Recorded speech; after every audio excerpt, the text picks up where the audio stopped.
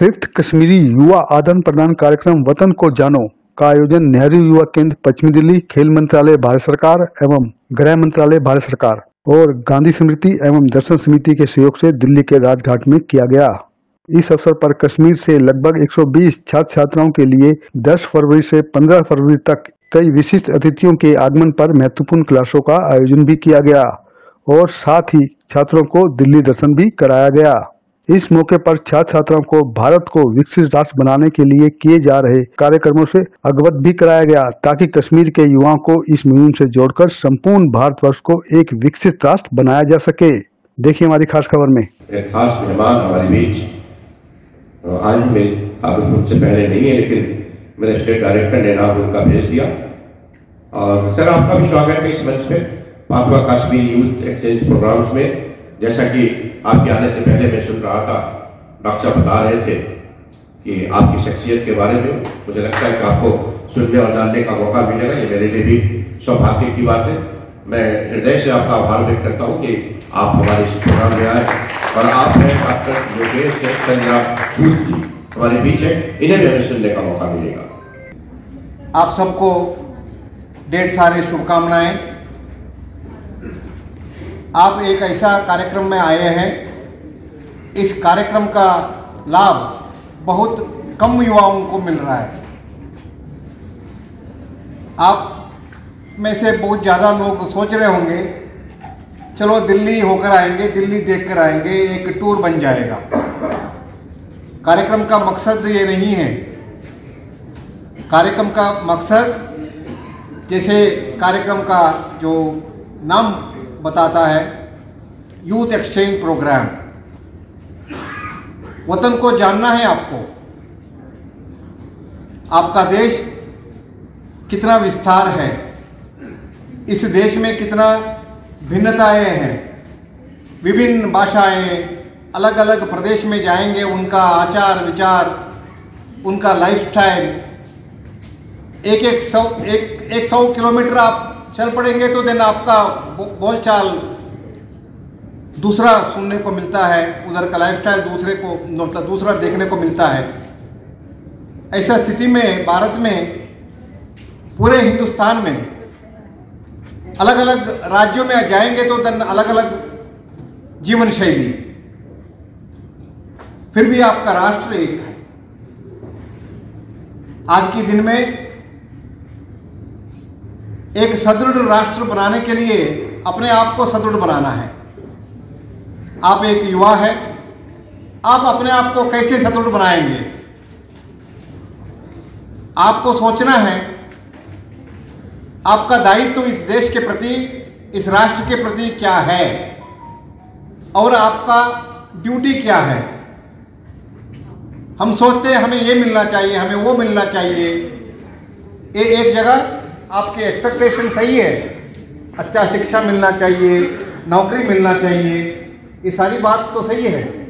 उससे पहले राष्ट्र के प्रति आपका कर्तव्य क्या होना चाहिए, जब उसके बारे में बात करेंगे तो अपने आप को आपको सदृढ़ बनाना पड़ेगा। एक मतलब आप अगर आपका पर्सनालिटी उस लेवल तक इम्प्रूव्ड है, डेवलप्ड है, तो आप अपने आप को स्टैंड कर पाएंगे और आप अच्छा योगदान दे पाएंगे राष्ट्र के प्रति। हमारे नौजवान कश्मीर से आए हैं, उनका बहुत बहुत हार्दिक अभिनंदन है, स्वागत है इस कार्यक्रम में। कार्यक्रम के बारे में प्रकाश वैद्य सर ने आपको काफ़ी जानकारी दी।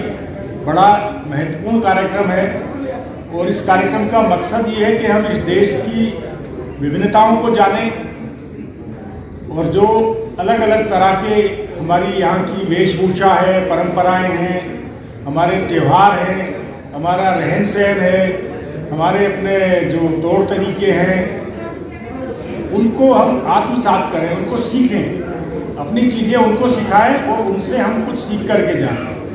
इस कार्यक्रम का मकसद यही है।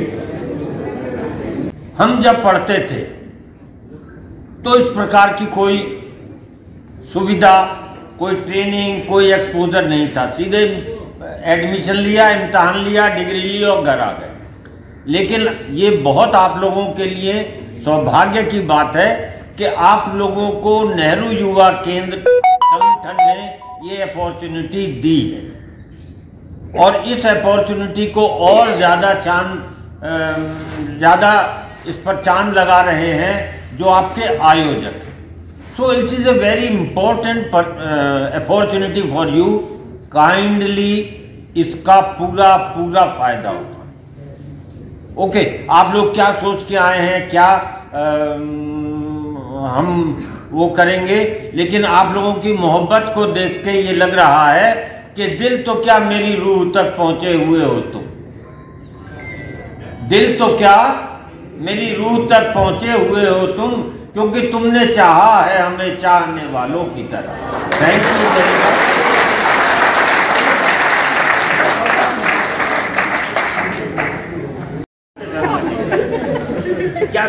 क्या सोचा था बेटा, क्या करेंगे वहां जाके? जल्दी बता दो। खड़े होके बोलो, जो मैं इतना बुढ़ा आदमी खड़े होके बोल रहा है आपकी शान में।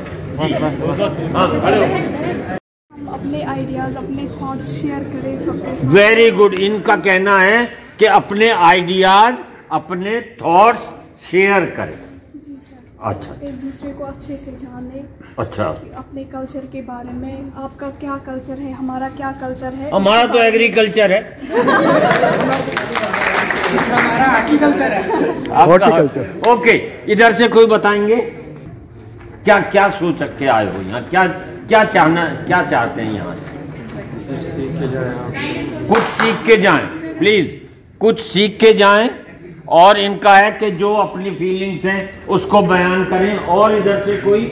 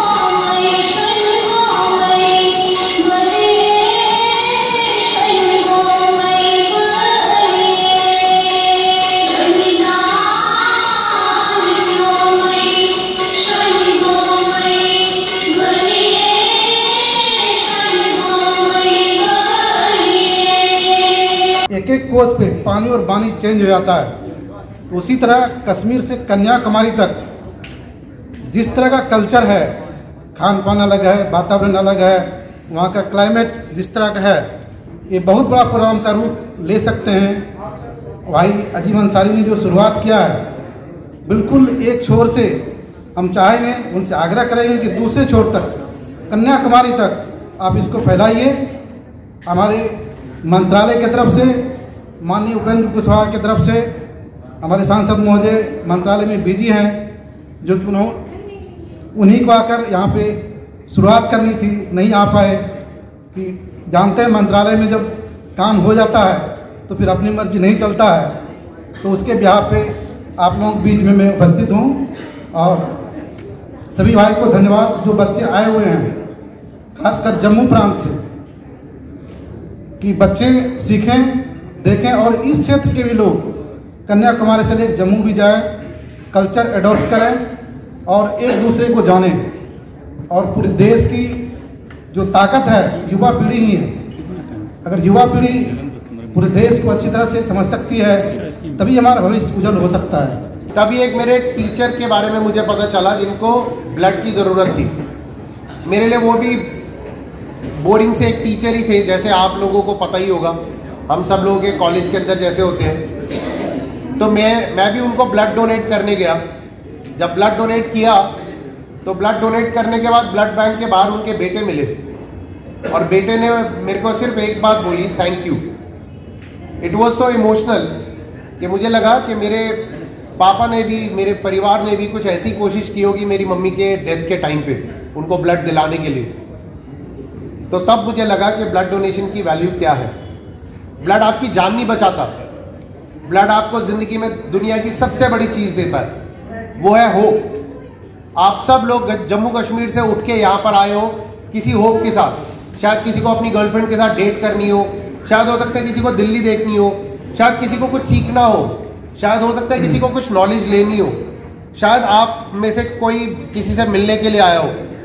हर किसी काम के पीछे होप छुपी होती है और वही होप ब्लड देता है एक नए जीवन की।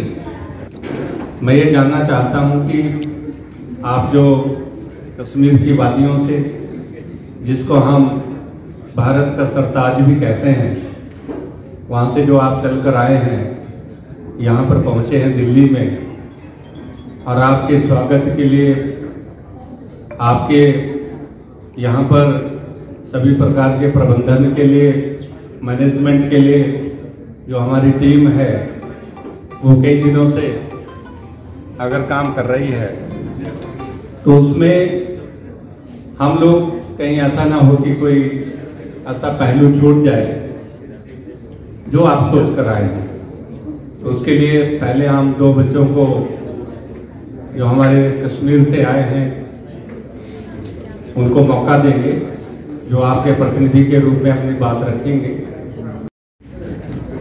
मेरा नाम राबिया है। तो मैं यहाँ पे ये सोच कर आई हूँ कि मैं भी बाहर का देखती हूँ, बाहर में कैसा माहौल, कैसा कल्चर है। तो मुझे यही शौक था कि मैं बाहर जाके देखूँगी वहाँ पे ये सब कुछ क्या है। मुझे नहीं पता था इसके बारे में, तो मैंने सोचा मैं जानूँगी इसके बारे में। तो मेरा ये मकसद है यहाँ आने का, मैं अपना कल्चर दिखाऊँगी यहाँ पे, कश्मीरी कल्चर। तो हम कश्मीर में कैसे रहते हैं, हम कैसे डांस करते हैं और हम क्या खाते हैं। तुम्हें बिकना है तो व्यापार भी हो सकता है, तुम्हें बिकना है तो व्यापार भी हो सकता है, चाहने वाला कोई खरीदार भी हो सकता है। अपनी दुश्मन को शक की निगाह से ना देख, अपने दुश्मन को शक की निगाह से ना देख, तेरा कातिल तो तेरा यार भी हो सकता है। लेकिन सर, अगर आपने हमें 2 दिन घुमाने के लिए रखे हैं तो हमारी रिक्वेस्ट रहेगी कि 2 के बजाय 3 कर देना, ताकि हम प्रैक्टिकल देखें ज़्यादा, तब जाके हमें पता चले कि यहाँ पे क्या भाषा चलती है, यहाँ पे क्या रहन सहन चलता है, यहाँ पे क्या खाना चलता है। फिलहाल तो हम खुश हैं क्योंकि अकोमोडेशन जो है बहुत अच्छी है, खाना जो है हाइजीनिक तरीके से मिल रहा है, साफ़ सफाई से मिल रहा है, ये बात तो अच्छा हमें लगा। तो आज हमारा यहाँ पे कश्मीर के 2-3 कल्चरल प्रोग्राम हुए। हमें ये भी उम्मीद थी कि शायद दिल्ली का कोई कल्चर भी हम यहाँ पे देखेंगे, क्योंकि सर यहाँ पे हमें यहाँ का भी कुछ देखना था, हम खाली अपना ही देख रहे, तो इसलिए शायद इतना मज़ा नहीं आया हमें दिल्ली का भी कम से कम एक कल्चर प्रोग्राम होना चाहिए था। हमारे मुकुल दहिया जी आपसे रूबरू होंगे और बताएंगे कि वो अपने जीवन के लक्ष्य को लेकर इस तरह से अग्रसर हैं और आने वाले दिनों में, आने वाले समय में वो अपना नाम लिम्का बुक, गिनीज बुक और हमारे भारत की भी एक रिकॉर्ड बुक है उसमें दर्ज करने वाले हैं। मैं जैसे 12 साल से स्विमिंग करता हूँ, प्रोफेशनल स्विमर हूँ। मैंने हरियाणा को सीनियर नेशनल में, CBSE नेशनल में रिप्रेजेंट किया है। तो फिर एक ओपन वाटर सी स्विमिंग होती है जी, तो मैंने 21 नवंबर 2024 को एक पार्टिसिपेट किया एलिफेंटा केव से लेकर गेटवे ऑफ इंडिया, जो कि 12 किलोमीटर से स्विम होती है ओशन के अंदर। तो मैंने अपने आप से एक लक्ष्य दिया, अगर मैं इसे क्रॉस करता हूं तो कहीं ना कहीं मैं एक प्रेरणा का माध्यम बनूंगा उनके लिए जो तैरना नहीं जानते और जो बगैर तैरे मर जाते हैं और उसके बाद एक अफसोस छोड़ जाते हैं अपने माता पिता के लिए। क्योंकि आजकल जब बच्चे जाते हैं वाटर पार्क में, बीचेस पे, स्विमिंग उन्हें आती नहीं है और वो काफी अंदर तक बीचेस के अंदर चले जाते हैं। और दूसरी चीज नशा, जैसे वाइन वगैरह, बियर पार्टी के उस माध्यम से वो काफी अंदर चले जाते हैं। तो अब मैंने अपने आप को उस दिन 20 नवंबर को एक लक्ष्य दिया और मैंने बस अपने आप को ये कहा कि अगर तू ये पार करता है तो तेरे पास एक कहानी होगी, तब तेरी मृत्यु आएगी कि तू ऊपर बैठ के उनसे बात करेगा कि मैंने इस देश के लिए एक प्रयास किया था। बस मैं उस प्रयास में सक्सेसफुल रहा और मैं हरियाणा का पहला बच्चा बना जिसने उस घाटी को पार किया। और अब फिलहाल में जैसे समंदर में तैरने के लिए बस 2 दिन होते हैं, एक चांदनी रात और एक अंधेरी रात। तो हिंदुस्तान में सभी ने मुंबई में अरेबियन सी की घाटियों को तैरा है, लेकिन किसी ने भी 2 से ज्यादा 1 महीने में नहीं तैरा। तो 1 फरवरी से लेकर 28 फरवरी तक मैंने एक संकल्प लिया कि मैं Asia book of record, India book of record और Guinness world of book record के लिए अटेम्प्ट करूंगा, और जिसके अंदर मैंने 3 अपनी सक्सेसफुल स्विम्स की, जो पहली फरवरी को थी, 1 फेब को एलिफेंटा केव से खासा आइलैंड की, जो कि 16 किलोमीटर की थी और लहरों के साथ वो 22 किलोमीटर की हुई। मैंने उसे नॉन स्टॉप क्लियर किया। दूसरी मेरी स्विम थी जो अटल सेतु से लेके पोंग रीफ थी। पोंग रीफ एक लाइट हाउस है जहां पे मुंबई के अंदर सभी जहाज जाते हैं और वहीं से निकलते हैं। और तीसरी स्विम मैंने जो कि गेटवे ऑफ इंडिया से मोरा जेटे। तो ये मेरी 3 स्विमिंग सक्सेसफुल हो चुकी हैं और 6 स्विमिंग और बाकी हैं जो कि इसी महीने में होंगी। और आखिरी स्विम मेरी 28 फरवरी 2025 को है। उस दिन मेरे को 50 किलोमीटर समुद्र में बगैर रुके तैरना है। जब हम एक दूसरे को रिस्पेक्ट देंगे तो फाइनली क्या होगा, हम इंटेग्रेटेड हो जाएंगे। और इंटेग्रेट जब हम होते हैं तो हमारा देश तरक्की करता है, हम तरक्की करते हैं, हमारा समाज तरक्की करता है और हमारी संस्कृति की बढ़ोतरी होती है। तो आप सभी का यहाँ पर मैं बहुत ही अभिनंदन करता हूँ, स्वागत करता हूँ दिल्ली में सभी हमारे घाटी के हमारे बच्चों का। और हाँ, आप एक दूसरे के साथ मिले, अच्छे से यहाँ पर रहें और क्या हो सकता है मैनेजमेंट के साथ हमें कैसे इंटरमिंगलिंग करके कैसे चीज़ों को अच्छा बना सकते हैं, उसमें आप सहयोग करें। 2 छोटे से उदाहरण मैं आपको देता हूँ। एक बिहार का एक बच्चा एक हेलमेट इजाद किया। वो हेलमेट का फायदा ये हो गया कि जब तक आप हेलमेट लगाओगे नहीं, आपकी स्कूटी या बाइक या मोटरसाइकिल स्टार्ट ही नहीं होगा। तो आप देखो, छोटा सा इनोवेशन है, लेकिन आप देखोगे कि हमारे हिंदुस्तान में जितने फौज और सीएपीएफ के लोग की शहादत नहीं होती है साल में, उससे ज्यादा रोड एक्सीडेंट में लोग मारे जाते हैं। तो उसने सोचा कि भाई ये हेलमेट अगर मैं इजाद कर लेता हूं ना तो लोगों की एक जान बचाता हूं। ठीक उसी प्रकार से महाराष्ट्र का एक स्टूडेंट ने एक इस प्रकार के टूल्स बनाए कि तकरीबन 501 किलोमीटर दूरी पर ही अगर कोई बंदा जो गाड़ी ड्राइव कर रहा हो, चाहे बाइक हो, कार हो, 4 व्हीलर हो, अगर इंटॉक्सिकेशन, अगर शराब का नशा का है तो वो टूल्स पता लगा लेंगे। तो इस प्रकार से आप सभी से रिक्वेस्ट है कि जो भी काम आप कर रहे हो, जो भी पढ़ाई कर रहे हो, आप अपने देश को आगे बढ़ाने के लिए मेरा क्या कंट्रीब्यूशन हो सकता है उसके बारे में आप जरूर सोचें। हमारी एक ऑर्गेनाइजेशन है जम्मू एंड कश्मीर में, यूथ सिविल सोसाइटी कश्मीर, जो कि पिछले 5 साल से इस पे काम कर रही है। अभी किसी ने कहा कि आप अवेयरनेस क्यों नहीं कर सकते।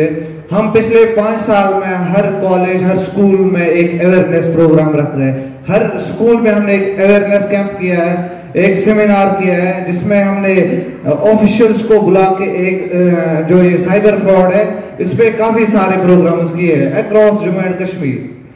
कल इनका पीएमओ में जो राज्य मंत्री है डॉक्टर जितेंद्र सिंह जी, उन्होंने लंच पे आमंत्रित किया है।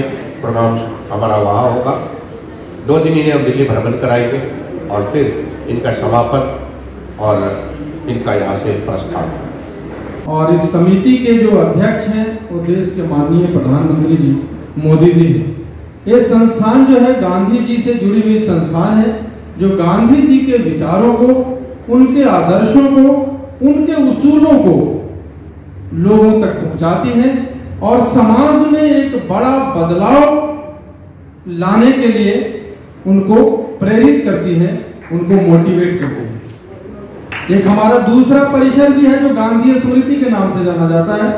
वो जगह है जहां पे पूज्य महात्मा गांधी जी अपने जीवन के आखिरी 144 दिनों तक वहां उनका प्रवास था और वहीं पे आखिरी 144 दिन रहने के बाद 30 जनवरी 1948 को उनका असैसिनेशन हो गया था दुर्भाग्यपूर्ण तरीके से। मैं दोस्तों आज आपके बीच में यहाँ पे पूज्य बापू के जो आदर्श रहे हैं जीवन के, जो उनके विचार रहे हैं और उसकी क्या प्रासंगिकता रही है 21वीं शताब्दी में, और एक युवा साथी के रूप में उसको यदि आप आत्मसात करेंगे, उसको यदि अपनाएंगे अपने जीवन में, तो उससे आपके जीवन में क्या बदलाव आएगा और एक देश निर्माण में एक युवा साथी के रूप में आप किस तरीके से उन मूल्यों को अपनाकर एक अच्छा योगदान दे सकते हैं और एक समाज निर्माण में और अपने व्यक्तित्व के निर्माण में गांधी का सिद्धांत किस तरीके से आपको आगे प्रेरित करेगा, इन सारी चीजों पर चर्चा करने के लिए मैं आप सबके बीच में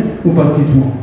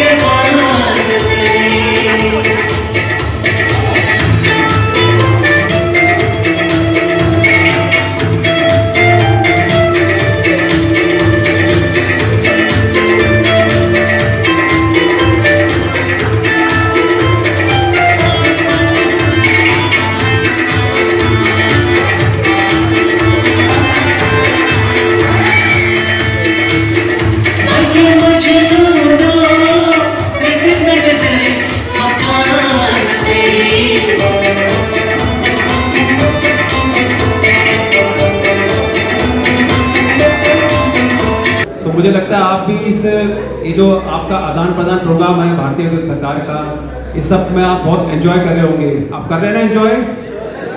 जोर से बिल्कुल। अब मैं बहुत आभारी हूँ डॉक्टर अंसारी जी का, देवेंद्र अग्रवाल जी का, जिन्होंने मुझे आपके पास यहाँ आने के लिए बोला। थोड़ा सा ऑफिस में बिजी था। मेरी पोस्टिंग, मैं ACP अजय गुप्ता हूँ। मेरी पोस्टिंग संसद मार्ग सब डिवीजन में है, नई दिल्ली जिला में। और मेरा जो थाना है पार्लियामेंट स्ट्रीट, वो एक मिनी भारत है। वहाँ जंतर मंतर है, प्रोटेस्ट एरिया है, जहाँ पूरे हिंदुस्तान से, कश्मीर से लेकर कन्याकुमारी तक के जो ग्रुप्स हैं, सोशल ग्रुप है, पॉलिटिकल ग्रुप हैं, वहाँ प्रोटेस्ट करने आते हैं। तो वहाँ पर नौकरी के दौरान हर स्टेट के लोगों से मुलाकात होती है, उनकी कल्चर देखी जाती है, उनकी कल्चर से वाकिफ होते हैं, उनकी शिकायतें, उनकी प्रॉब्लम्स, कठिनाइयाँ, वो सब वहाँ देखने को मिलती हैं। तो हमें तो ऐसा लगता है कि पार्लियामेंट स्ट्रीट जो है वो एक मिनी भारत है। आप सभी हैं यहाँ पे अभी राष्ट्रीय स्वच्छता केंद्र में, जो कि कल से आप लोग देख रहे हैं, हमारे कैंटीन होके जा रहे हैं, कुछ लोग स्टूडेंट्स अंदर होके घूम रहे हैं। तो इसके बारे में हम छोटी बहुत इन्फॉर्मेशन आपको देना चाहते हैं। यह है स्वच्छ भारत मिशन की, यहाँ पे दिखाई जाएगी पूरी जर्नी, जो 12 मिनट में आपको दिखाई जाएगी। अभी आप बैठे हैं टर्न टेबल पे, ठीक है जी। आपके सामने एक 12 मिनट का शो चलेगा जो कहानी बताएगा स्वच्छ भारत मिशन की, 2014 से लेके 19 तक का मोदी जी ने जो मिशन चलाया था, हर गांव में हर घर तक शौचालय पहुंचाने का। तो उसकी डॉक्यूमेंट्री आप जानेंगे केवल 10 मिनट में। आप जानेंगे 2014 से पहले का क्या गाँव में सिचुएशन थी, जब लोगों के पास शौचालय नहीं था, उन्हें बाहर जाना पड़ता था शौच के लिए, तो किन परेशानियों का सामना करके वो फेस करके वो जाते थे, या जब लोगों के पास शौचालय पहुंचे तो कैसे पहुंचे और सरकार का क्या योगदान रहा उसमें। महात्मा गांधी ने एक ऐसे भारत का स्वप्न देखा था जो न सिर्फ स्वतंत्र हो बल्कि स्वच्छ और विकसित भी हो। उनके इस स्वप्न को आदर और महत्ता देते हुए ही प्रधानमंत्री नरेंद्र मोदी ने स्वतंत्रता दिवस 15 अगस्त 2014 को स्वच्छ भारत अभियान की घोषणा की। महात्मा गांधी को सबसे प्रिय था सफाई, स्वच्छता। क्या हम तय करें कि 2019 से महात्मा गांधी के 150वीं जयंती मनाएंगे? हमारा गांव, हमारा शहर, हमारा गली, हमारा मोहल्ला, हमारी स्कूल, हमारे मंदिर, हमारे अस्पताल, सभी क्षेत्र गंदगी का नाम निशान नहीं रहे।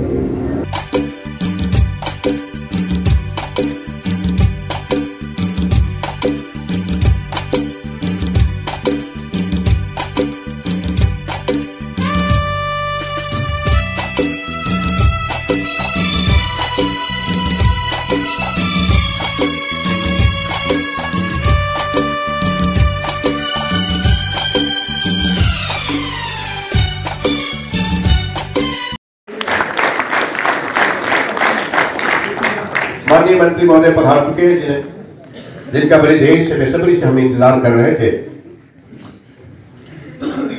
सर, कुछ ही क्षणों में हम आपको अवगत कराना चाहते हैं कि कश्मीर घाटी के 6 जिलों के जो पिछले 10 फरवरी से राजघाट के गांधी समिति और दर्शन समिति के तत्वाधान में इनका कार्यक्रम चल रहा है, जो अगले 15 तारीख तक हमारे बीच होंगे। हम सभी का सौभाग्य कि हमारे बीच आदरणीय माननीय डॉक्टर जितेंद्र सिंह जी, राज्य मंत्री, प्रधानमंत्री कार्यालय, कार्मिक, लोक शिकायत, पेंशन मंत्रालय, अंतरिक्ष विभाग और परमाणु ऊर्जा विभाग, इसके साथ साथ राज्य मंत्री स्वतंत्र विज्ञान और प्रौद्योगिकी और पृथ्वी और विज्ञान मंत्रालय हम सबके बीच है। एक बार और जोरदार तालियों से स्वागत और अभिनंदन करेंगे। स्वागत और अभिनंदन करते हैं भारत सरकार के युवा कार्य और शैक्षिक मंत्रालय के ज्वाइंट सेक्रेटरी और नेहरू युवा केंद्र संगठन माई भारत के डायरेक्टर जनरल श्री नीतीश कुमार जी भी हमारे बीच है। हम उनका भी दिल से आभार व्यक्त करते हैं। हम अपनी परंपरा के मुताबिक मैं गुजारिश करूंगा, जो हमारी परंपरा रही है, कि अपने अतिथि का हम स्वागत करते हैं। मैं आदरणीय डीजी साहब से गुजारिश करूंगा कि माननीय मंत्री महोदय का स्वागत करें। भारत सरकार जम्मू कश्मीर के वादियों से आए हुए हमारे युवा प्रतिभागीगण और कार्यक्रम का संचालन कर रहे श्री अजीम अंसारी जी, डिप्टी डायरेक्टर युवा भारत, हमारे ऑर्गेनाइजिंग टीम, मैं आप सभी की तरफ से आज माननीय मंत्री महोदय का हार्दिक हार्दिक अभिनंदन करता हूं कि आपने हमें समय दिया और हमारे युवा जो हमारा भविष्य है उनको आपके प्रेरणा के वचन यहाँ पर सुनने को मिलेंगे और हमारे जो युवा हैं वो भी अपने विचार, उनके मन में भारत को विकसित करने के लिए क्या भाव है, क्या विचार है, वो आपके साथ साझा करेंगे। क्योंकि ये समय है कि हम माननीय मंत्री महोदय को आपके साथ संवाद के लिए आमंत्रित करें, इसलिए मैं एक बार पुनः माननीय मंत्री महोदय का, संयुक्त सचिव महोदय का, आप सभी का हार्दिक अभिनंदन करते हुए यहीं पर विराम लेता हूं। जय हिंद। सर, इस कार्यक्रम का नाम है वतन को जानो, और वतन को जानने के लिए मुझे लगता है कि सबसे पहले हमें कश्मीर को जानना होगा। कश्मीर के बच्चों की तरफ से एक गुजारिश आई है कि वो आपका स्वागत करना चाहते हैं। मैं सीधा माइक्रोफोन पर आदरणीय मंत्री महोदय को आमंत्रित करता हूं कि वो आए और बच्चों को अपना आशीर्वाद दे। अगर आपकी अनुमति हो तो पहले इनसे कुछ सुनेंगे कि ये क्या सोच कर आए हैं, क्या चाहते हैं और क्या इनको हमसे क्या अपेक्षा है, तवक्को है। तो आप में से कुछ बात शुरू करो, फिर आप ही की बात में मैं भी बात करूंगा। फिर तो इंटरेक्शन है ना, ये तो कोई भाषण देना नहीं है। अब कौन सी क्लास से हैं ये सब लोग? Good afternoon sir. 17 से 29 साल, तो यानी 10वीं से लेकर के कॉलेज तक। Yes sir. तो फिर आप तो सबको जानते हैं, आपको क्या बताना है, आपने तो हमको समझाना है, तो आप समझाओ, फिर हम उसके साथ बात जोड़ेंगे। सबसे पहले मैं सर हम सब कश्मीरियों की तरफ से आपका मोस्ट वेलकम कर रहा हूँ, क्योंकि हम पहले से ही चाहते थे कि हमें आपसे मुलाकात मिलने का कोई मौका मिले। हमने बहुत कोशिश की थी कश्मीर में भी जब आए थे आपसे मिलने की, लेकिन कुछ कारण मिल नहीं पा रहे। आप क्या करते हैं? एक्चुअली सर मैं ग्रेजुएशन कर चुका हूँ और अभी घर का ही काम कर रहा हूँ। घर का ग्रेजुएशन किस सब्जेक्ट में किया? BA किया है सर। कश्मीर से? हाँ सर, कश्मीर से। तो सर सबसे पहले तो मैं MIK के बारे में ही बताना चाहता हूँ कि पहले जब हम MIK के साथ जुड़े हुए थे तो उसमें कुछ प्रोग्राम्स होते हैं जो आजकल नहीं है, वो मेरे देखिए 2-3 साल से नहीं हो रहे। जैसे कि एक BTC एक प्रोग्राम होता था, वोकेशनल ट्रेनिंग प्रोग्राम, जिसमें से जो बेरोजगार लड़कियां होती थी या लड़के होते थे उनको वो सिखाते थे 4 महीने, 5 महीने, 6 महीने, फिर वो अपना रोजगार कमाने के लिए कुछ ना कुछ करते थे। भारत सरकार से इतनी सारी स्कीम्स, योजनाएं जो नौजवानों के लिए है, उसका पूरा इस्तेमाल नहीं हो रहा सर। और जम्मू कश्मीर में खासतौर से नहीं हो रहा। कश्मीर वादी में फिर भी होता है, जम्मू में तो बिल्कुल ही नहीं है। अब कश्मीर की मार्फत एक बहुत खूबसूरत स्कीम है प्रधानमंत्री विश्वकर्मा योजना। अभी कितने बच्चों ने नाम सुना है,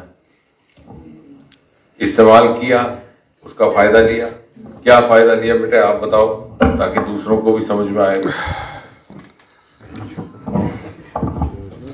जय हिंद सर। सर मेरा नाम रिजवान चौधरी है, मैं पुलवामा डिस्ट्रिक्ट से आया हूँ। सर विश्वकर्मा के बारे में, मेरे पापा एक कारपेंटर हैं। जैसे कि हमारे गांव के जो कारपेंटर्स हैं वो शायद उतनी टेक्नोलॉजी से लकड़ी का काम करने में माहिर नहीं होते हैं, तो वो जाके वो ट्रेनिंग हासिल करके उसमें और भी एक्सपर्ट हो जाते हैं और उनको एक टूल किट मिलता है जो इसमें बहुत ही महंगी मशीनें होती है, जो कि जैसे राउटर वगैरह करके इतनी सारी मशीनें होती है। तो मेरे पापा ने रजिस्ट्रेशन की थी, फिर शोपियान हमारा डिस्ट्रिक्ट आता है, उसने शोपियान जाके उसकी प्रॉपर ट्रेनिंग ली, उसका टूल किट मिला और उतने दिनों का उसका जो है वो किराए वगैरह के लिए उसको मुआवजा भी मिला। ये सरकार की स्कीम है और इससे आप अपनी रोजगार भी कमा सकते हैं, साथ साथ अपने मुल्क की तहजीब को जिंदा रखने में अपना रोल भी अदा कर सकते हैं।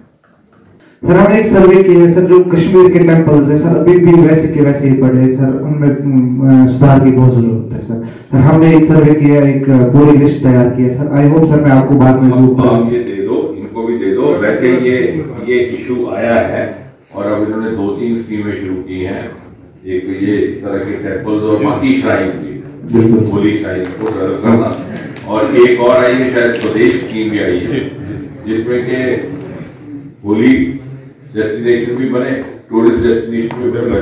लेकिन अच्छी बात है, अगर आपने ये काम किया तो आपने सरकार का ताउन किया है, तो आप इसके लिए आप भी तारीफ के हकदार हैं, तारीफ के।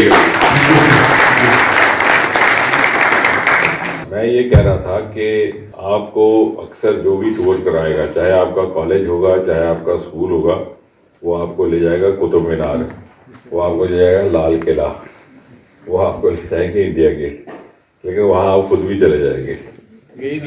इसलिए इसको गाइड किया जाए, जो ऐसे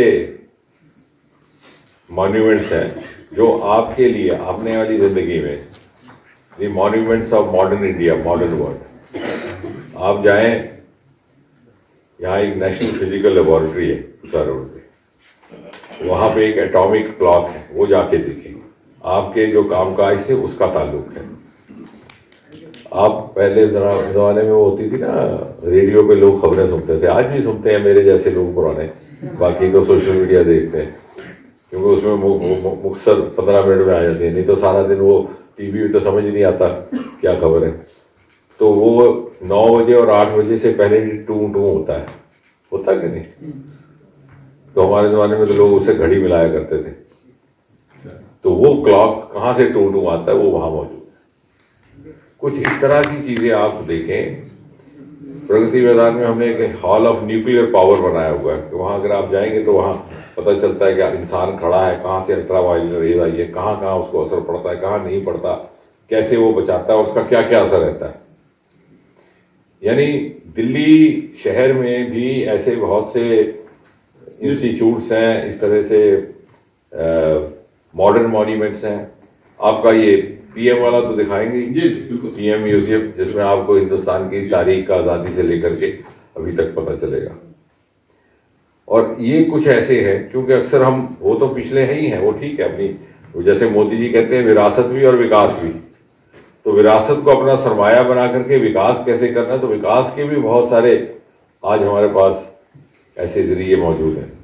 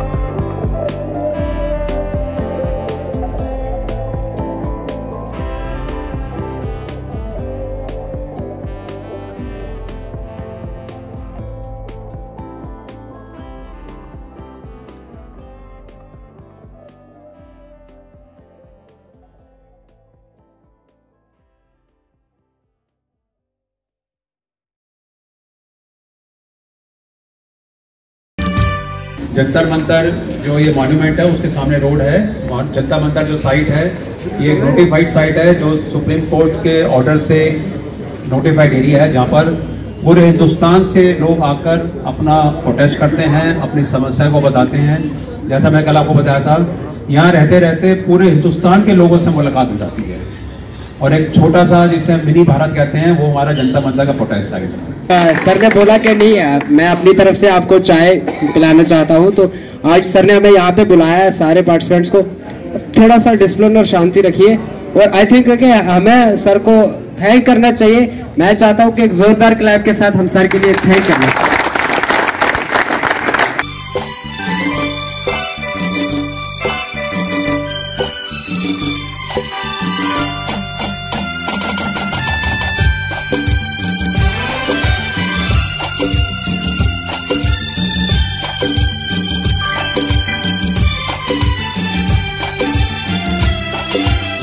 मदर डेयरी का आपको विजिट भी करवाया जाएगा, जिसको आपको लगेगा कि वाकई में ये मदर डेयरी जो नाम है आज दिल्ली में ही नाम नहीं है, पूरे हिंदुस्तान में पूरे वर्ल्ड में इसका नाम है।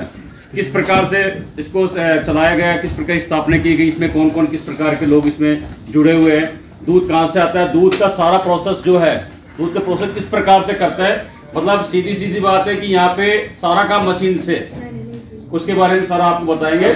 और एक बार इस परिसर में हम बिल्कुल सादगी के साथ यहाँ बैठे हुए, एक बार सर के लिए जोरदार क्लिपिंग बताएंगे। साथ साथ हम मिल्क प्रोडक्ट्स में भी है, फल एवं सब्जी में भी है और खाद्य तेल, खाने वाले तेल में भी मदद है। सो बेसिकली मिल्क है, मिल्क प्रोडक्ट्स है, एडिबल ऑयल कहते हैं खाने वाले तेल को, और सफल है फल एवं सब्जी में। तो मिल्क है, मिल्क प्रोडक्ट्स है, एडिबल ऑयल धारा के नाम से, और सफल फ्रूट एंड वेजिटेबल। दूध के मदर डेयरी संयंत्र पहुंचने पर इसकी गुणवत्ता की पुनः जांच की जाती है। इसमें फैट, सॉलिड नॉट फैट और स्वच्छता के अलावा ये भी देखा जाता है कि इसमें यूरिया, न्यूट्रलाइजर्स या प्रिजर्वेटिव्स की मिलावट तो नहीं। इन सब परीक्षणों के द्वारा ये सुनिश्चित किया जाता है कि सिर्फ उत्तम गुणवत्ता का दूध ही संयंत्र में स्वीकार किया जाए। दूध गुणवत्ता की कसौटी पर खरा उतरने पर ही दूध को विशाल पाइपों के जरिए संयंत्र में पहुंचाया जाता है। अगर संयंत्र में ही स्वच्छता नहीं होगी तो ये सभी सावधानियां बिल्कुल व्यर्थ साबित होंगी। इसीलिए टैंक्स, पाइपों, उपकरणों वगैरह की सफाई नियमित रूप से की जानी आवश्यक है। मदर डेयरी स्वच्छता का इतना ध्यान रखती है कि दूध को कभी भी हाथों से छुआ नहीं जाता। पूरी प्रक्रिया इलेक्ट्रॉनिक कंसोल से नियंत्रित होती है। ये दूध इन विशाल साइलोस में रखा जाता है। हर साइलो में 1 लाख लीटर तक दूध रखा जा सकता है। अब दूध इस संयंत्र में सुरक्षित है और दूध उत्पादकों को उनका पैसा मिल चुका है। मदर डेयरी के इस प्रयास से हर रोज लाखों उत्पादक लाभान्वित होते हैं। गांव में अब जश्न का माहौल है। लेकिन मदर डेयरी प्लांट में अब गंभीर कार्य का समय है। यहाँ दूध कई प्रक्रियाओं से गुजरता है। ये प्रक्रिया है क्लैरिफिकेशन, होमोजेनाइजेशन, स्टैंडर्डाइजेशन और पैस्चराइजेशन। क्लैरिफिकेशन की प्रक्रिया में दूध को निर्मल किया जाता है। इसके लिए मशीन गर्म दूध को इतनी तेजी से घुमाती है कि दूध में से मिट्टी के सूक्ष्मतम कण भी बाहर निकल जाते हैं। अब दूध को होमोजेनाइज किया जाता है। होमोजेनाइजेशन की प्रक्रिया में बारीक छेद से दूध की धारा को तेज दबाव से छोड़ा जाता है। इससे दूध के फैट ग्लोब्यूल्स छोटे छोटे टुकड़ों में विभक्त होकर दूध में समानता से फैल जाते हैं। इसीलिए आपके दूध में मलाई ऊपर नहीं बनती। इससे दूध ज्यादा सफेद और ज्यादा गाढ़ा दिखता है। विभिन्न पशु विभिन्न गुणवत्ता का दूध देते हैं, इसीलिए दूध को समान रूप देने के लिए इसका स्टैंडर्डाइजेशन किया जाता है। फैट और सॉलिड नॉट फैट की मात्रा कम या ज्यादा कर इसे अनिवार्य स्तर तक लाया जाता है। अब ये श्वेत और निर्मल दूध सप्लाई के लिए लगभग तैयार है।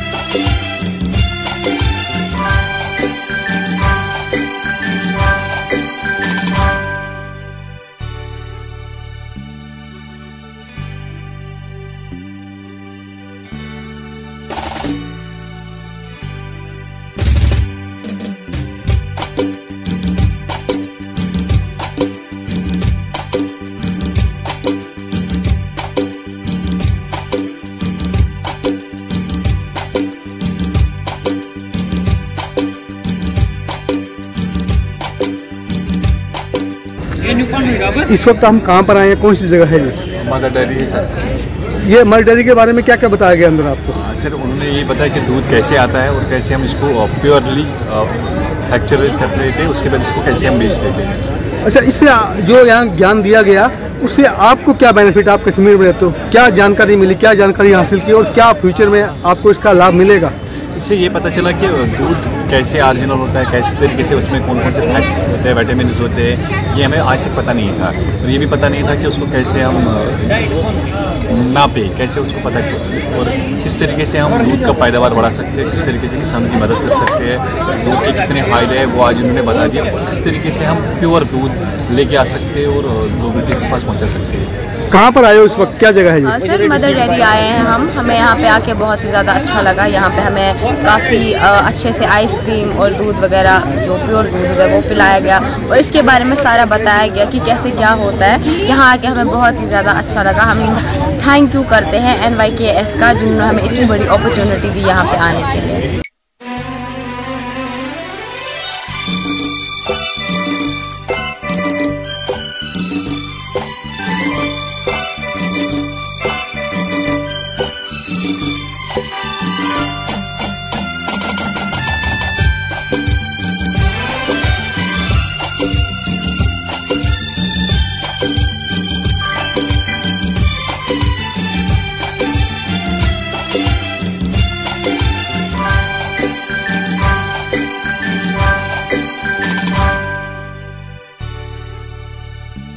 Hello, good afternoon.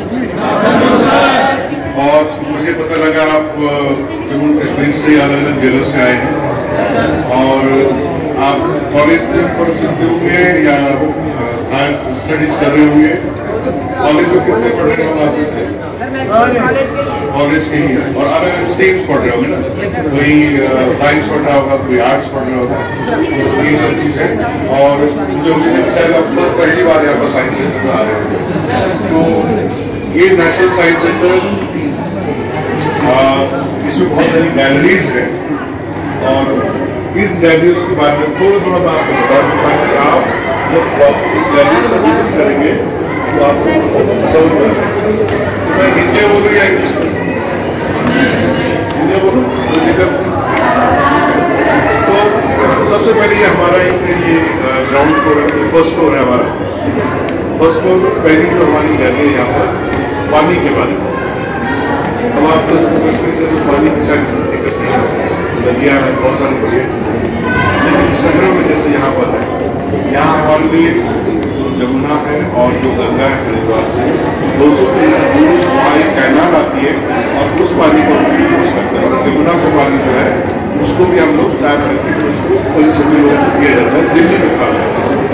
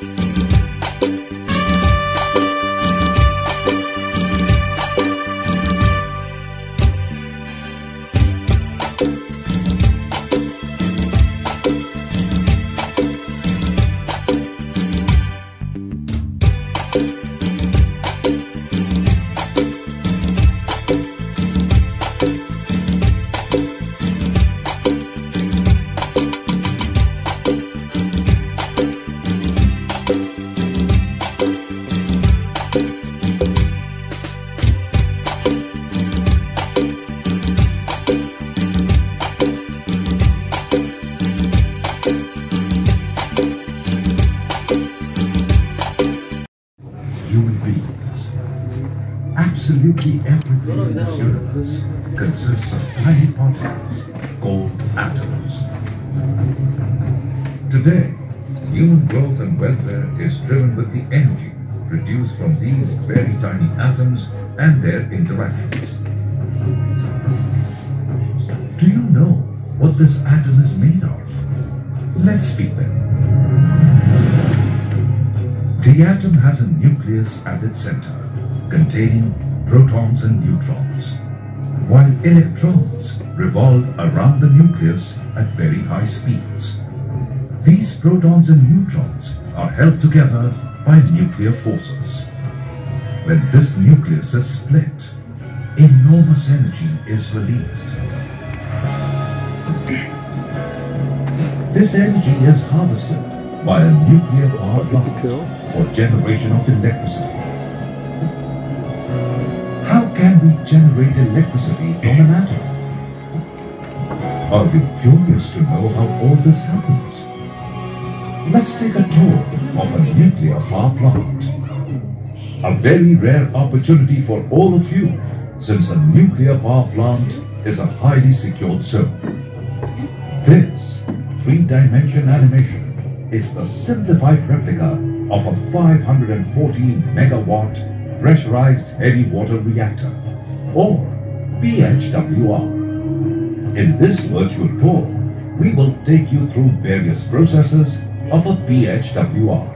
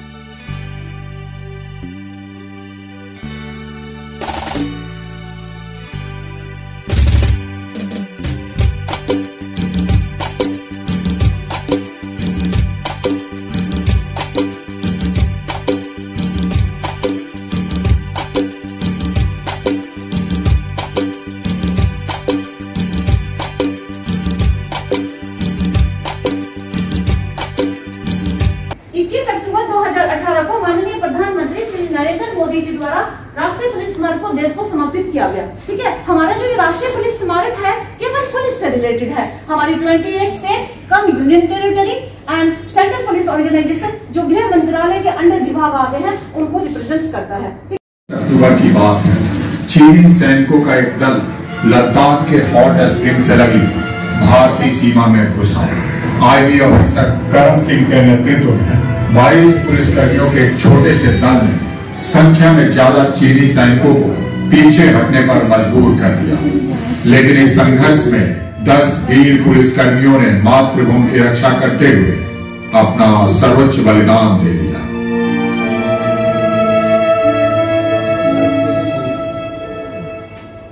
उन्नीस में पुलिस महानिरीक्षकों के सालाना सम्मेलन में एक महत्वपूर्ण फैसला हुआ और हॉट स्प्रिंग के वीरों के बलिदान की तारीख 21 अक्टूबर पुलिस स्मृति दिवस के रूप में दर्ज हो गई। तब से प्रतिवर्ष 21 अक्टूबर को कर्तव्य पथ पर चलते हुए अपना सर्वोच्च बलिदान देने वाले वीर पुलिसकर्मियों को कृतज्ञता अर्पित करने की राष्ट्रीय परंपरा प्रारंभ हुई।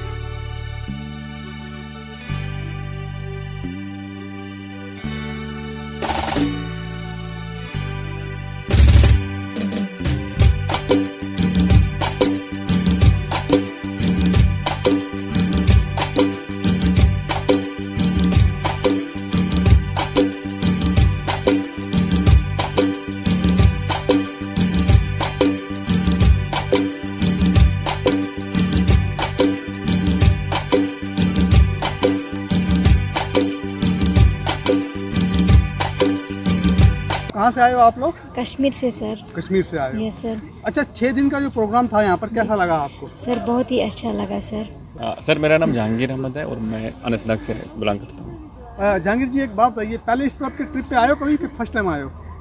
इससे पहले पिछले साल आए थे और इस बार यहाँ पे आ गए। अच्छा, पिछले साल भी जब आप लोग फर्स्ट टाइम आए, पिछले साल की बात करते हैं पहले? यहाँ नहीं आए थे, उस टाइम हम तमिलनाडु गए हुए थे। तो दिल्ली की बात करते हैं? जी जी, पहली बार आए सर। पहली बार आए हो दिल्ली में। अच्छा, 6 दिन का ट्रिप रहा। Yes sir. तो क्या कुछ सीखने को मिला और क्या कुछ देखने को मिला, और यहाँ से वापस जाओगे तो किस तरह की फीलिंग, किस प्रकार की चीज़ लेके यहाँ से जाओगे वापस? सर बहुत सारी चीज़ें ऐसी है जो वहाँ पे नहीं है, जो हमें यहाँ देखने का मौका मिला। जैसे कि मदर डेयरी का जो प्लाट था, वहाँ का विज़िट हुआ, वहाँ पे पता चला कि दूध का पैदावार कैसे बढ़ा सकते हैं और उससे कैसे फ़ायदा उठा सकते हैं और कैसे लोगों का मतलब सिखा सकते हैं कि आप अपना काम शुरू कीजिए।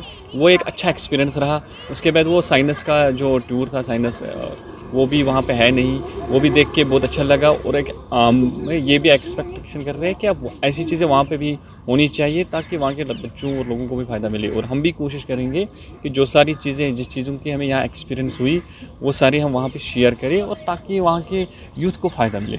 हाय सर, मेरा नाम नाजिया, आई am from Jammu and Kashmir, district Srinagar.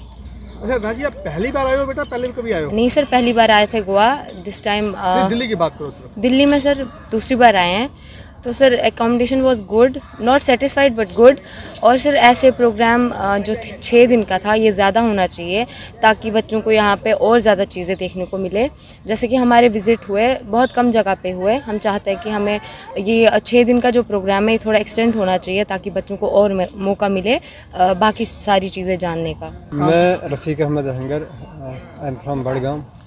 बहुत ही अच्छा एक्सपीरियंस रहा यहाँ की, लेकिन मेरी एक रिक्वेस्ट थी यहाँ की जो सरकार है उससे मेरी एक रिक्वेस्ट थी, वो ये कि जिस तरह से साइनस सेंटर लिया गया है और साइनस सेंटर में जो एक्सपीरियंस रहा वो बहुत ही अच्छा रहा है, इसी तरह से जो ये प्रोग्राम वतन को जानो, इस प्रोग्राम में एक चीज़ ऐड ये होना चाहिए कि यहाँ की जो एजुकेशन सिस्टम को लेकर काम, बच्चों को काम उधर ले जाना चाहिए, स्कूलों में ले जाना चाहिए, कॉलेजों यूनिवर्सिटियों में ले जाना चाहिए, ताकि वहाँ के बच्चों से जम्मू कश्मीर के बच्चों की इंटरेक्शन होती, वो देखते कि यहाँ का एजुकेशन सिस्टम क्या है और वहाँ का एजुकेशन सिस्टम क्या। ये एक छोटी सी रिक्वेस्ट थी ताकि वहाँ के बच्चे थोड़ा बहुत एक्सपीरियंस हासिल कर सकते, थोड़ा बहुत एक्सपोजर मिल जाता, ताकि वहाँ के बच्चों में भी जो है वो एजुकेशन का सिस्टम बूस्ट हो जाता है। जी sir, my name is Shoaib Malik and मैं डिस्ट्रिक्ट अनंतनाग से बिलोंग करता हूँ।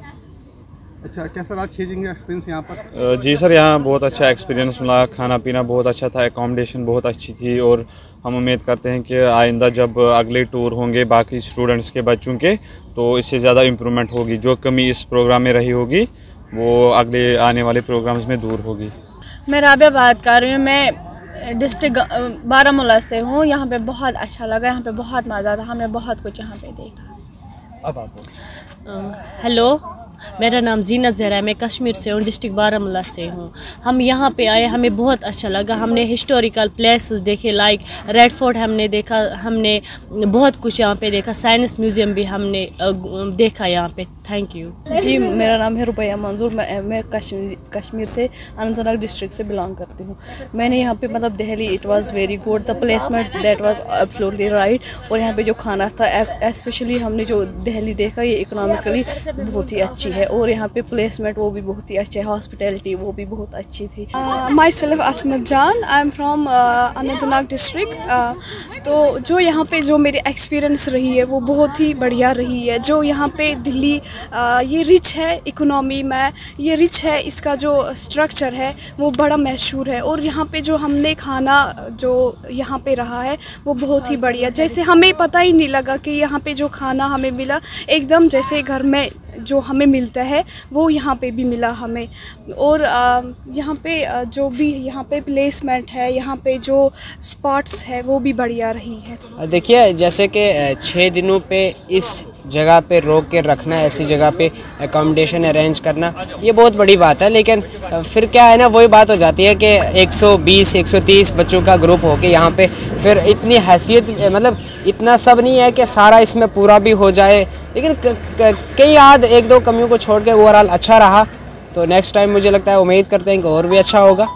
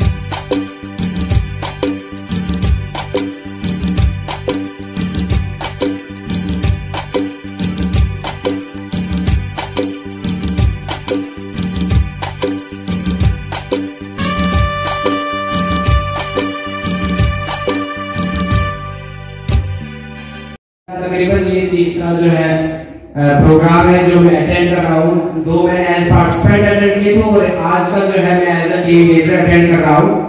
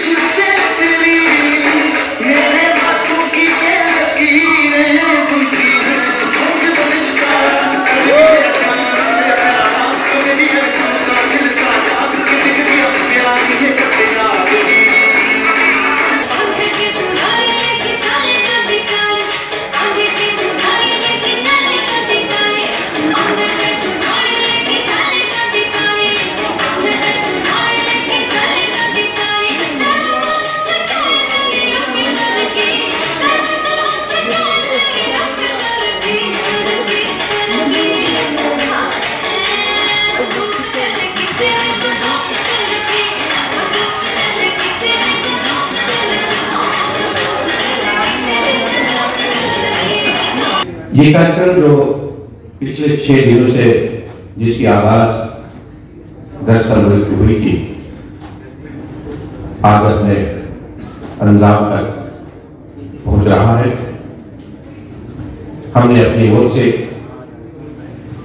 इस कार्यक्रम को खूबसूरत और सफल बनाने के लिए, कामयाब बनाने के लिए जो कुछ कर सकते थे, मैंने और मेरी पूरी टीम ने इसके लिए कोशिश की। और मुझे लगता है कि कहां तक हम अपने मकसद में कामयाब भी हुए। वैसे मुझे ये कहते हुए कोई संकोच नहीं है कि जब हम कोई प्रोग्राम करते हैं, कोई कार्यक्रम करते हैं, सुधार की गुंजाइश हमेशा होती है, यहाँ भी होगी। अगली बार जब हम इस तरह के प्रोग्राम्स करेंगे तो उन कमियों को भी हमारा ध्यान जाएगा जो हम इस प्रोग्राम से या ऐसे प्रोग्रामों से सीखते हैं। पहले तो आपको ये बता दूं कि मैं कश्मीर से बखूबी वाकिफ हूँ। हर महीने और हर 2 महीने में एक बार कश्मीर जरूर जाती हूँ। किस लिए जाती हूँ? क्योंकि वहाँ पर हमारा भी एक काम है। हम बच्चों के साथ काम करते हैं, यूथ के साथ काम करते हैं। तो यूथ थोड़ा सा रास्ता भटक गए हैं, उनके साथ हम मशक्कत से, बड़े मन से बैठते हैं, बातें करते हैं, सीखते समझाते हैं, ताकि कहीं ना कहीं उनको ये समझ में आ जाए कि the rest of India, country का जो बाकी हिस्सा है, वो उनको अपना मानता है। आप सभी का मैं आज इस समापन सत्र में हार्दिक अभिनंदन करता हूं और ऐसा उम्मीद करता हूं कि आपने अभी पीछे जो यहाँ एक सप्ताह बिताया तो बहुत अच्छा से बीता होगा और बहुत सारी चीजें यहाँ से लेकर आप कश्मीर को जाएंगे।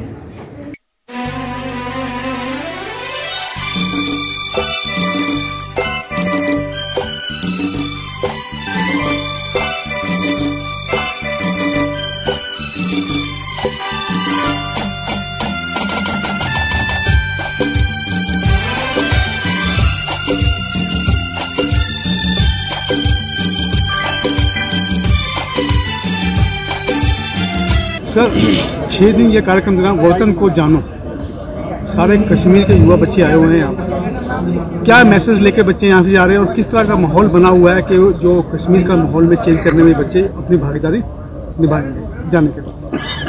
ये जो कार्यक्रम है हमारे मंत्रालय के द्वारा, युवा कार्यक्रम खेल मंत्रालय, और जिसको मेरा युवा भारत नेहरू युवा केंद्र एग्जीक्यूट करता है, उस कार्यक्रम के पीछे उद्देश्य यही है कि जो हमारा युवा है वो सशक्त बने, उसका विचार अच्छा हो और वो समाज को अपना योगदान दे सके। और जब वो सारे काम करेगा तो निश्चित तौर पर हमारा देश आगे बढ़ेगा। तो यहाँ पर हमारे इस कार्यक्रम में जो कश्मीर यूथ एक्सचेंज प्रोग्राम के नाम से जाना जाता है, उसमें घाटी के जम्मू कश्मीर के 6 जिलों के 120 प्रतिभागी आए थे और इन प्रतिभागियों को यहाँ दिल्ली में हमने न केवल क्लासरूम इंटरेक्शन करवाया, बल्कि दिल्ली के जो प्रख्यात स्थल हैं, पर्यटक स्थल हैं या हमारे ऐतिहासिक स्थल हैं, उनकी यात्रा करवाई गई। साथ ही में माननीय डॉक्टर जितेंद्र सिंह जो माननीय प्रधानमंत्री कार्यालय में एमओएस हैं और कश्मीर से, जम्मू कश्मीर से संबंध रखते हैं, उन्होंने भी इनको भोजन पर बुलाया और इनसे इंटरेक्शन करी। तो इस सारे कार्यक्रम का उद्देश्य एक ही है कि जो हमारा युवा है वो अपने सोच को बदले, देश के प्रति, राष्ट्र के प्रति, समाज के प्रति, अपने प्रति और अपने परिवार के प्रति उनकी क्या जिम्मेवारी है, उसके ऊपर वो सोचना आरंभ करे और जो हमारे पास संसाधन हैं उन संसाधनों का उपयोग करते हुए वो एक अच्छे नागरिक के रूप में उभर कर सामने आए।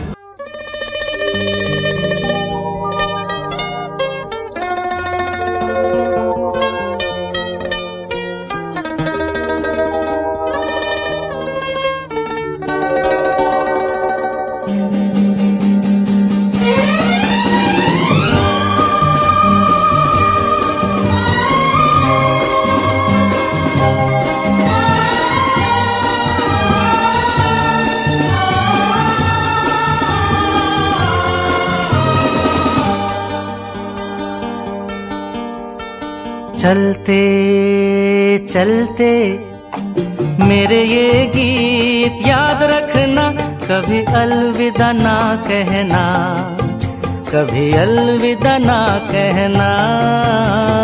चलते चलते मेरे ये गीत याद रखना, कभी अलविदा ना कहना, कभी अलविदा ना कहना।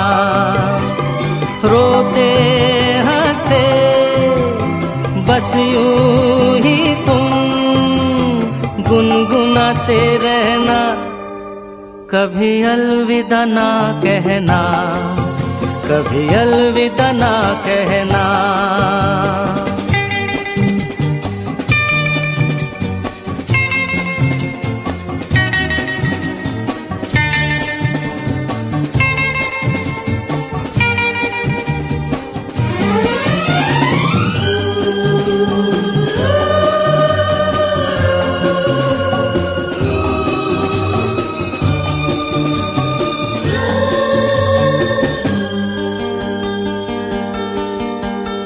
प्यार करते करते हम तुम कहीं खो जाएंगे, इन्हीं बहारों के आंचल में थक के सो जाएंगे। प्यार करते करते हम तुम कहीं खो जाएंगे, इन्हीं बहारों के आंचल में थक के सो जाएंगे। सपनों को फिर भी तुम यूं ही सजाते रहना।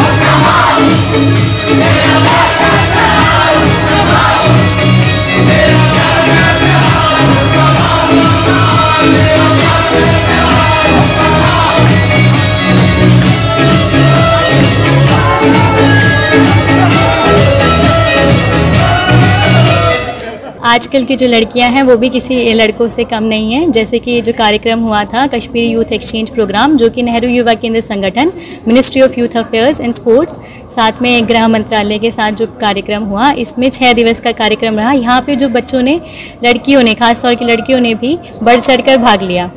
और आजकल की जो लड़कियां हैं किसी तरह से कम नहीं हैं। दिल्ली दर्शन हो या यहाँ पे जो सांस्कृतिक कार्यक्रम हो या फिर हर प्रकार से बच्चे सभी सबने साथ दिया। वतन को जानो, हम इस कार्यक्रम के द्वारा हम ये मैसेज देना चाह रहे थे कि हिंदुस्तान बहुत खूबसूरत है। कश्मीर के बिना तो ऐसे भी अधूरा है। कश्मीर हमारा अभिन्न अंग है, वहाँ के लोग बिल्कुल हमारे अपने ही हैं। हिंदुस्तान उनका है, कश्मीर हमारा है और हम दोनों के हैं। ये मैसेज था।